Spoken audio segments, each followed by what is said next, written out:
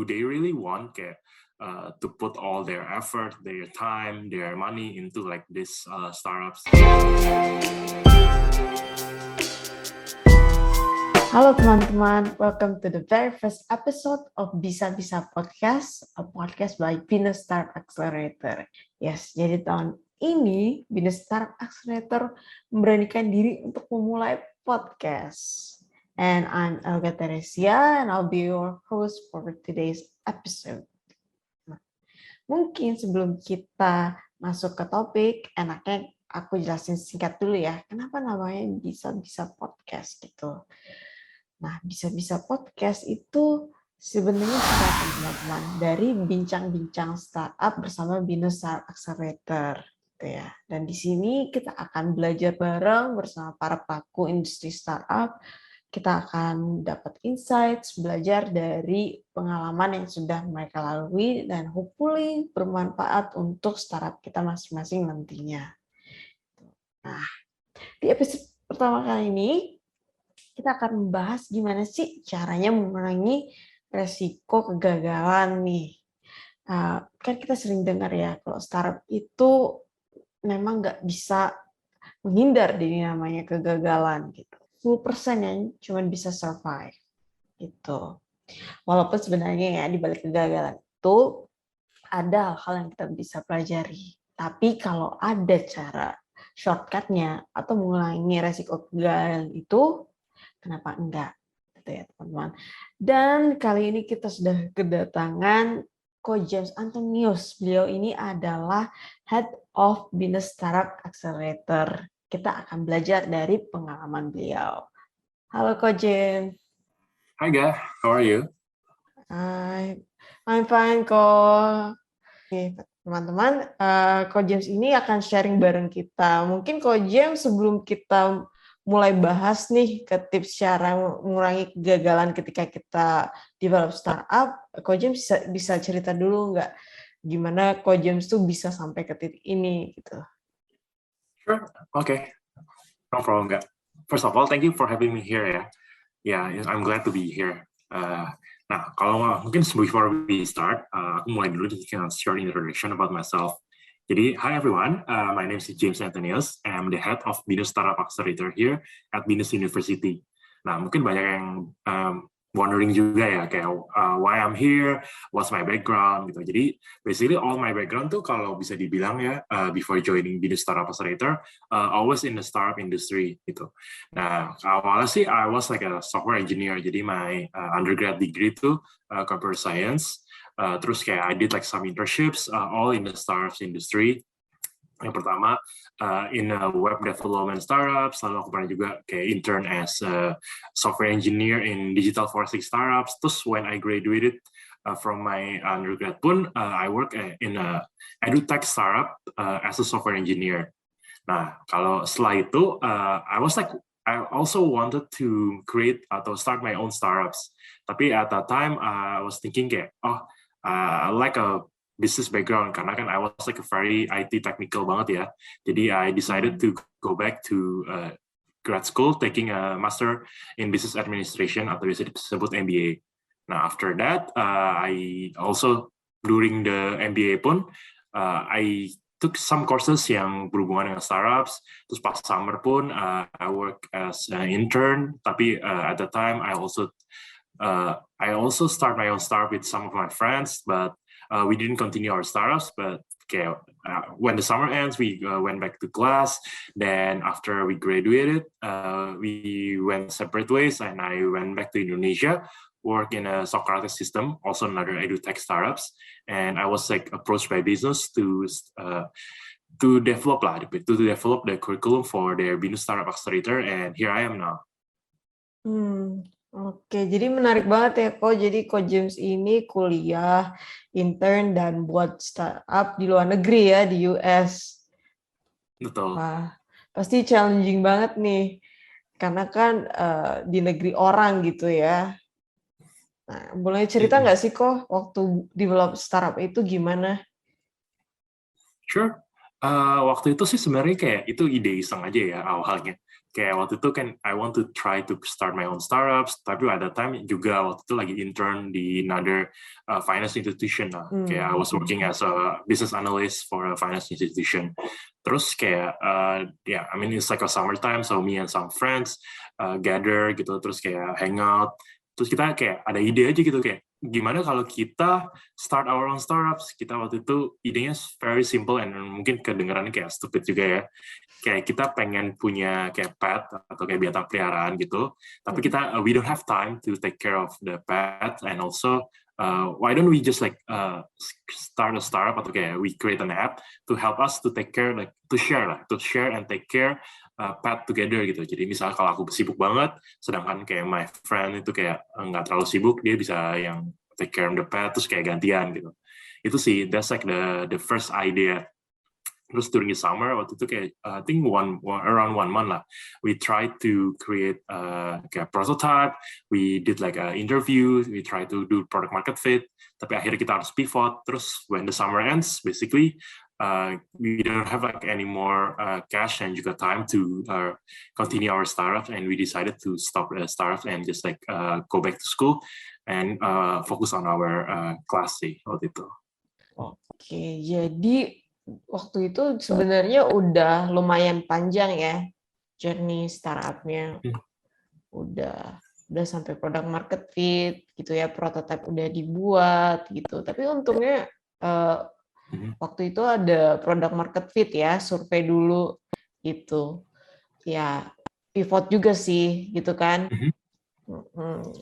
Dan untungnya sebelum ya kenapa kok? Oh enggak, sorry. Kenapa?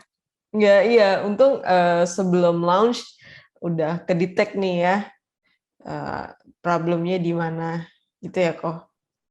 Betul. Jadi waktu itu sih kita kan mikirnya ya kayak very simple. Kita mikir kayak orang tuh pasti willing to share the pet kalau mereka sibuk gitu. Jadi kita kayak interview young professionals, kayak orang-orang yang lumayan sibuk lah ya. Jadi kita coba tanya mereka mau nggak sih share a pet gitu, kayak using our apps. Kalau mereka actually pertama kita tanya juga mereka punya pet atau enggak. Terus kalau mereka nggak punya, mereka mau share a pet atau enggak. Kalau mereka punya pun mereka mau share atau enggak gitu. Ternyata kayak we found out like the big problem tuh they treat their pet tuh as a family. Jadi basically most of them they don't want to share the pet, even though they're like busy, and they rather kayak take care of the pet themselves, atau mungkin kayak ask for help. Tapi mereka nggak mau share a pet karena they treat them as a family. Nah, at that time kita bingung dong. Oh, ternyata the problem that we thought like at the beginning itu ternyata nggak ada gitu. Nah, akhirnya kita coba interview further kayak and not like another market for our apps gitu. Karena kalau couples atau mungkin kalau udah kayak suami istri gitu, mereka cerai tapi mereka udah punya pets, mereka pengen take care of the pets together juga. Nah, itu akhirnya kita pivot ke situ. Jadi instead of yang profesional yang sibuk gitu, atau mungkin mahasiswa yang juga yang sibuk, kita pivot our apps toward couples yang udah break up gitu. Seperti itu sih jadinya kayak short story about the journey of yang kita pivotnya gimana. Iya. Karena pets itu orang kebanyakan nganggap kayak anak juga ya, bagian dari keluarga. Pasti nggak semudah itu untuk di-share bareng orang lain gitu. Ya. Terus boleh diceritain nggak kok kalau James look back lagi gitu, kira-kira apa sih penyebab kegagalan waktu James develop startup itu? Kalau from my own experience sih biasanya maksudnya kayak kalau lihat yang pertama tuh kita pivotnya sih udah lumayan early ya. Jadi actually we detect like our own mistakes sih quite early. Tapi at the end we ran out of time. Jadi kayak karena kita kan punya kesibukan masing-masing juga. Terus kita kayak our main task tuh at the time kayak kuliah gitu kan. Kayak me and all the co-founders tuh actually students at the university juga. Nah, jadi the first one tuh kayak commitment from the founders. Jadi kita all of us kayak we not really committed to the startups at the time karena kita memang harus fokus ke sekolah. Nah, ya fokusnya terpecah-pecah semua ya. baca-baca. Jadi kita nggak doing our own startups tuh kayak full time, kita semuanya part time. Itu sih yang pertama. Nah, yang kedua juga kayak running of cash gitu kan. At the time kita perlu juga cash untuk doing like product market fit. We have need to develop like the prototype itself. Terus kita need to kayak develop the product further gitu. Jadi at the time kita juga running out of cash gitu. Itu sih, I think that's like two of the majors one. Kalau for me ya. Gitu. Iya, iya. Karena waktu itu Ko James dan teman-teman juga harus prove the concept juga ya, harus kasih tunjuk ada nih ada traction-nya, baru mungkin orang lain mau jump in gitu ya. Jadi harus pertama-tama harus keluar dari kantong pribadi dulu ya Ko, atau namanya Betul. bootstrapping. Iya, kita waktu itu masih bootstrapping sih. Cuma unfortunately we are running out of cash and we didn't really commit. Akhirnya ya udah kita decided to stop aja. Nah, kalau di BINUS gitu, yang Ko James temui, apakah mirip-mirip dengan yang Ko James pernah alami, atau ada lagi biasanya common mistake yang dilakukan startup-startup di BINUS? Mostly mirip sih, kayak banyakan yang pertama aku lihat foundersnya kalau yang di BINUS ya nggak committed juga. Jadi kan mereka doing this for the sake of like tugas, atau mungkin mereka masih part-time students gitu. Jadi mereka nggak really committed lah to the startup itself. Terus pas mereka lulus ya udah mereka maunya kerja, nggak mau lanjutin startupsnya gitu. Karena priorities biasanya dari orang tua atau dari pressure gitu, kayak kalian harus kerja ya, nggak boleh bakar duit buat startups gitu. Itu yang pertama sih, kebanyakan juga jadi mirip. Terus juga kebanyakan aku lihat juga banyak startups karena mereka startup founders, mereka tuh kayak very young gitu. Jadi kayak either still students or mereka baru fresh grad. Jadi kayak there's still lack of skills and knowledge gitu, kayak to run their own startups gitu. Jadi kebanyakan aku lihat juga startup yang berhasil pun kalau mereka benar-benar dari young founders, at the end juga bukan mereka yang running. Jadi mereka pertamanya memang co-founders, mereka doing product market fit, tapi at the end kayak when it already start running, mereka hire a professional to run their business. Banyak juga seperti itu. Jadi aku lihat kalau yang gagal tuh kebanyakan karena mereka don't have the skills necessary to run the startups. Lalu kalau another problem yang aku lihat juga, kebanyakan tuh product market fit-nya kurang. Jadi kayak banyak datang ke aku bilang kayak, this is like the best idea gitu, kayak pasti banyak lah, pasti investor mau invest gitu. Terus I ask, have you proven your idea, atau have you proven your business model gitu, kayak enggak, pokoknya invest aja, pasti semua akan datang nanti investornya gitu, kayak jadi mereka kayak punya ego sendiri lah. They think like their product, their startups is like the best one, and they don't really listen to the market gitu. Terus at the end seakan-akan buat sendiri itu produknya ya, padahal kan ya buat startup, ya, Indian kita maunya untung ya, buatlah yang sesuai kebutuhan market ya kan. Betul, jadi at the end nggak ada yang pakai produknya, jadi ya udah akhirnya mereka juga stop gitu kan. Itu yang kedua sih kalau aku lihat kebanyakan dari startup BINUS tuh, there's no market for the product atau for the startups ya, tapi habis itu mereka nggak mau pivot juga, jadi lack of the product market fit. Lalu major yang ketiga ya sama kayak mirip aku juga, yang they are running of capital. Jadi basically kebanyakan dari mereka kan mereka bootstrap ya, atau mungkin mereka juga nggak mau running, mereka nggak mau raise a fund gitu. Jadi kayak mereka nggak mau dapat dana dari investor karena mereka mau semuanya sendiri gitu. Tapi at the end of the day, they didn't really predict gitu. They didn't really do the financial correctly. Jadi mereka running out capital, and finally they failed. Kebanyakan sih seperti itu sih, itu yang tiga yang the major one. Kalau yang lain sih banyak kayak bisnis model salah, lalu ada juga kayak get out compete by the competitors, and many other more sih. Ya, jadi kalau aku rangkum tadi ada 3 aspek besar ya common mistake-nya. Yang pertama dari segi founder, yang kedua dari segi marketnya, nggak ada kebutuhan itu di market, yang ketiga dari segi capital gitu ya. Mungkin masalah-masalah lain itu sebenarnya berkaitan juga nggak sih dari 3 aspek ini? Kayak tadi bisnis model itu sebenarnya kan iya bisa aja gitu kan, kalau foundernya gigih, committed gitu kan. Try another business model, pivot tadi gitu kan ya. Iya. Nah, kalau menurut Ko James gimana sih biar kita tuh nggak masuk ke perangkap dari 3 aspek ini gitu? Ada nggak sih solusinya? Well, kayak kalau solusinya ya bisa-bisa sih. Yang pertama ya kayak kalau ngomongin founders ya of course the founders has to be committed. Jadi mereka harus kayak really think about it. Kayak do they really want kayak to put all their effort, their time, their money into like this startups? Karena basically this is like their baby juga kan ya. Nah itu sih yang pertama yang untuk masalah founders, dan juga mereka harus kayak learn from ya sekarang kan banyak tuh yang online, kayak ngomongin kayak Future Learn, ngomongin Udemy, kayak ngomongin kayak Coursera. Jadi mereka bisa learn online kalau mereka to fill the gap that they have gitu on the skills and knowledge to run the startups gitu. Misalnya kayak leadership skills, atau ngomongin kayak business skills and many others lah. Itu bisa belajar juga, atau mungkin mereka bisa cari mentor juga gitu. Untuk kayak bantuin mereka kayak on how to run the startups. Biasanya mentor atau advisor sangat ngebantu sih, apalagi untuk kayak ngomongin kayak very young founders yang belum ngerti. Jadi mentors and advisors can help them to run their startups. Itu sih untuk ngomongin founders ya. Kalau ngomongin yang kayak product market fit, of course you have to listen to the market. Nah, banyak kan kayak lower your ego, jangan kayak terlalu maksain kayak kalian punya produk. Walaupun maybe your product is like the best product, tapi belum tentu it's like the product that needed by the market gitu. Percuma kan.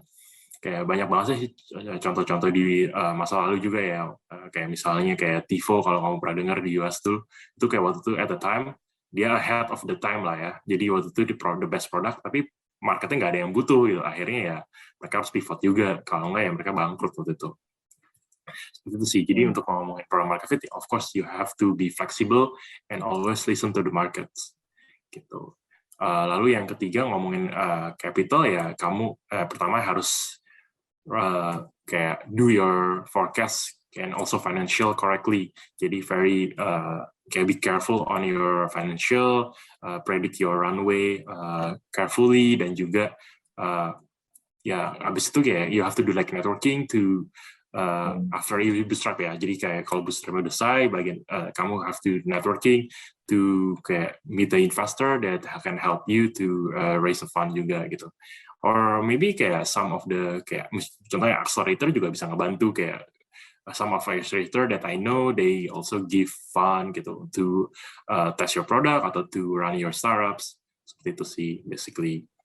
Yeah, actually accelerator help on the other two as well. Jadi accelerator can also guide you, give you the mentoring, give you the workshops that necessary to fill the gap on the founders, and also help you to do the product market fit as well. They biasanya kayak they give you guidance and advice on doing how to do like the product market fit correctly sih. Nah, karena Ko James tadi udah mention soal accelerator, mungkin Ko James bisa cerita dulu nih ke teman-teman yang belum tahu. Nah, Ko James ini kan dari Binus Startup Accelerator ya. Nah, sebenarnya accelerator itu apa sih, Ko James? Dan kalau Binus Startup Accelerator ini bedanya apa dengan accelerator di luar sana? Sure. Mungkin aku ceritain sedikit tentang bedanya dulu ya, accelerator sama Binus Accelerator sama Binus ya accelerator di luar sana. Kalau kita tuh kayak part of the campus accelerator, kita sebutnya kayak campus accelerator karena kita harus ada hubungannya sama Binus lah, at least for now gitu. Nah, kalau accelerator itself biasanya tuh kayak mereka ngebantu give mentoring, lalu kayak kadang-kadang some of the accelerator also give fund to help the startups running and accelerate their business.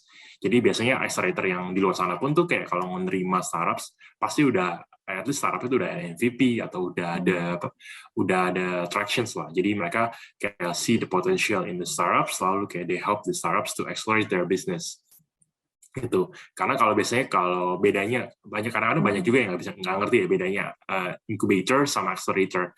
Karena banyak juga nih datang ke aku kayak bilang, oh I have like a business idea, can you help me? Terus kayak no, I think that's like more toward the incubator instead of accelerator. Karena kalau dari incubator tuh ngebantu dari segi kalau misalnya startupnya masih fresh idea atau masih kayak business idea sampai jadi MVP at least gitu.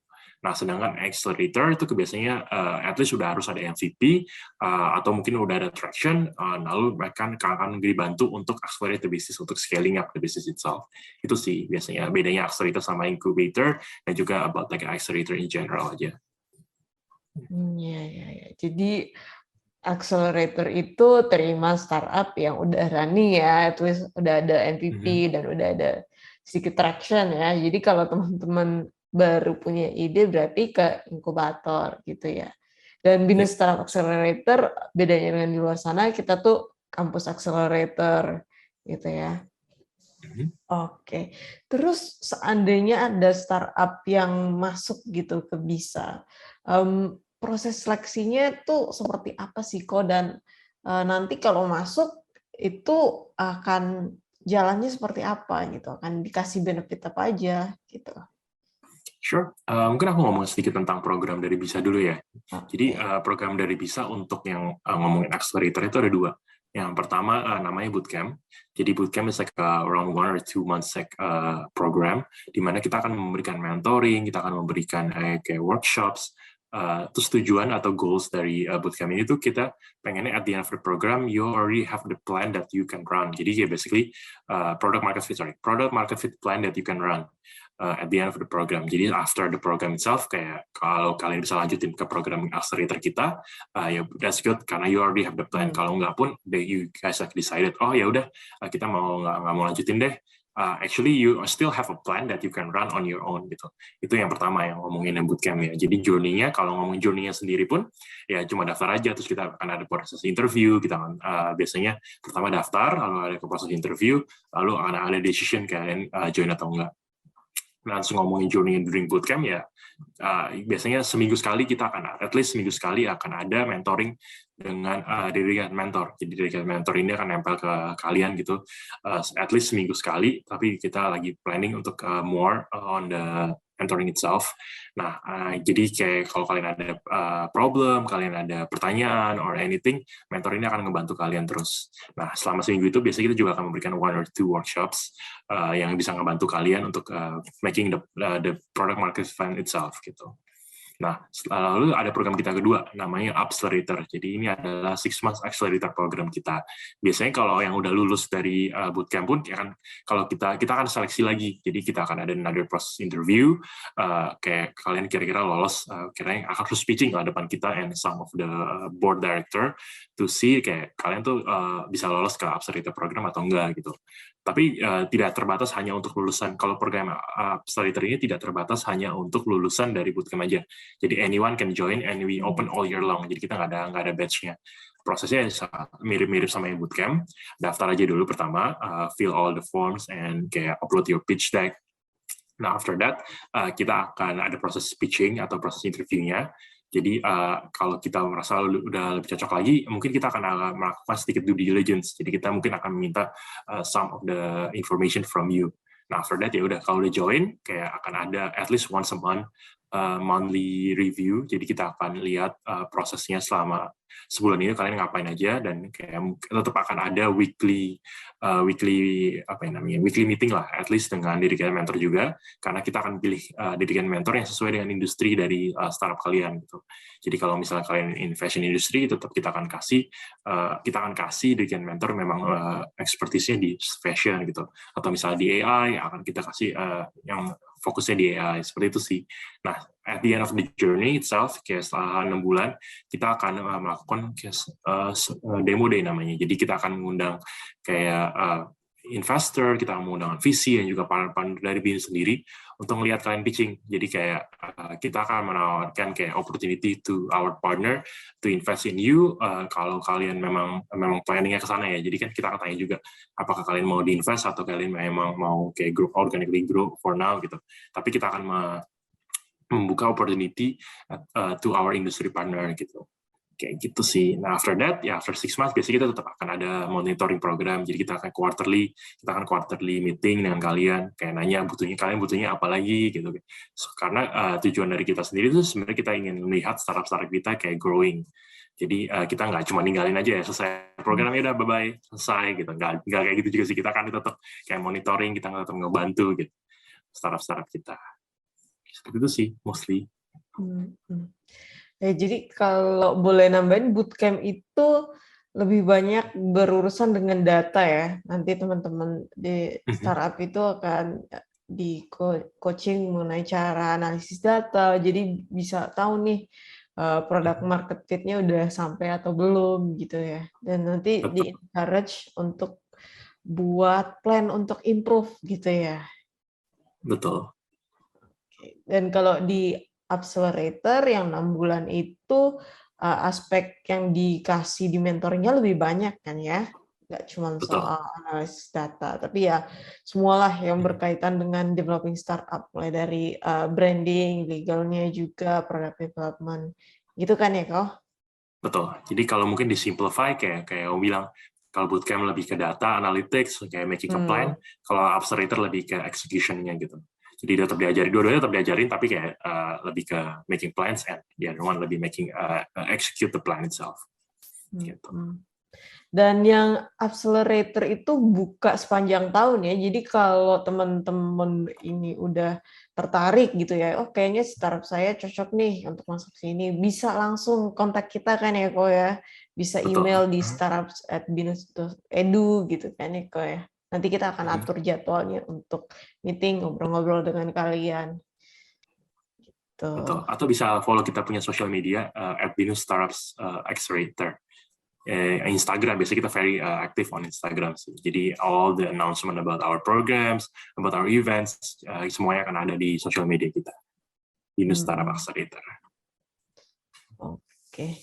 Thank you so much Ko James udah sharing mengenai pengalaman Ko James gitu ya. Kita udah belajar banyak tentang how to avoid common mistakes ketika kita develop startup gitu ya. Jadi kali ini kita belajar bukan cuma dari best practice-nya gitu ya, tapi kita juga dari sisi lainnya. Gimana nih? Gitu. Nah, ada last word nggak nih kok buat teman-teman di luar sana yang juga lagi buat startup? Sure, mungkin kayak one last word. Kalau menurut aku kayak mulai dulu. Kalau kalian benar-benar serius, mulai dulu. Dan tapi be flexible and also listen to your market. Mungkin itu sih kayak one last sentence from me. Iya, jadi do it terus be flexible kan, listen to market. Oke, thank you so much Ko James, dan thank you so much juga buat teman-teman yang udah stay tune. Tungguin di episode selanjutnya dan follow sosial media kita. Thank you, bye-bye. Thank you, bye.